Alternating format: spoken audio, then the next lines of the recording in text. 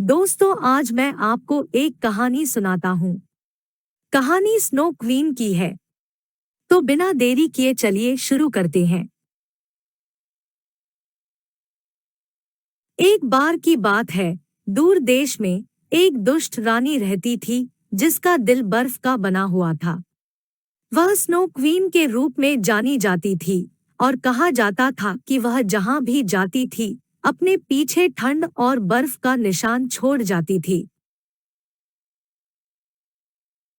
उसके पास एक जादुई दर्पण था जिसे देखना उसे अच्छा लगता था, और वह उससे पूछती, दर्पण, दीवार पर दर्पण, उन सब में सबसे सुंदर कौन है? और शीशा हमेशा जवाब देता, तू सबसे गोरी है, ओ स्नो क्वीन।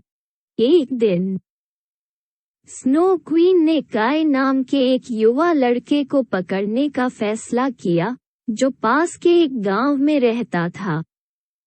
काय एक दयालु और सौम्य लड़का था, लेकिन स्नो क्वीन ने सुना था कि उसके दिल में एक जादुई दर्पण का टुकड़ा था और वो इसे अपने लिए चाहती थी।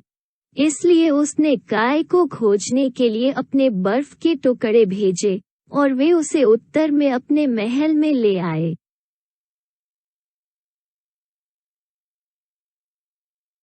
जब काय महल में पहुंचा तो उसने खुद को एक अजीब और बर्फीली दुनिया में पाया। स्नो क्वीन ने मुस्कुराते हुए उसका अभिवादन किया, लेकिन वो देख सकता था कि उसके दिल में कोई गर्मजोशी नहीं थी। उसने उसे अपने महल का वैभव दिखाया और फिर उसे अपने कमरे में भेज दिया। वहां उसने देखा कि उसके दिल का दर्पण बर्फ में बदल गया था और वो स्नो क्वीन की तरह ठंडा और दूर हो गया।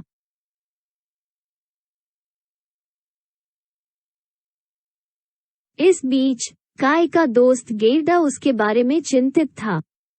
उसने देखा था कि वो हाल ही में अजीब व्यवहार कर रहा था, और जब वो अचानक गायब हो गया तो वो जानती थी कि कुछ गड़बड़ है। उसने उसे हर जगह खोजा लेकिन वो नहीं मिला। फिर एक दिन उसे एक सपना आया जिसमें उसने देखा कि काय को स्नो क्वीन अपने साथ ले जा रही है। जेडा जानती थी कि उसे छुड़ाना है। बहादुर दिल के साथ गेर्डा उत्तर की लंबी और कठिन यात्रा पर निकल पड़े।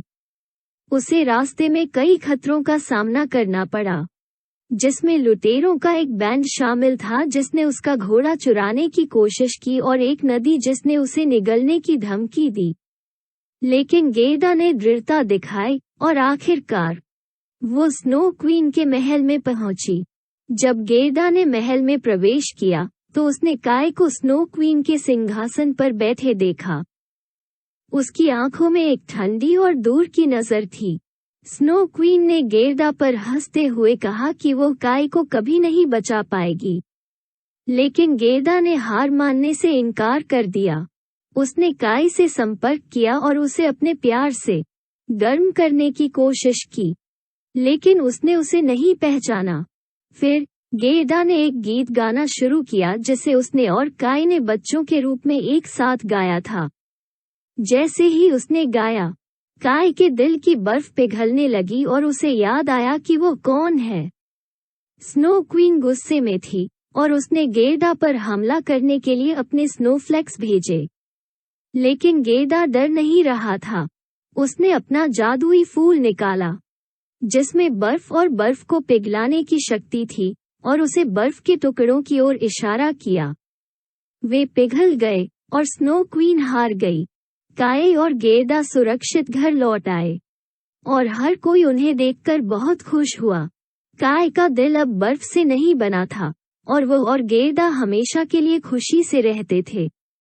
स्नो क्वीन को फिर कभी नहीं देखा गया था, लेकिन ये कहा गया था कि सर्द रातों में आप अभी भी उत्तर के बर्फ से ढके जंगलों में उसकी दुष्ट हंसी की गूंज सुन सकते हैं। सुब्रांशु शेखर प्रधान। इस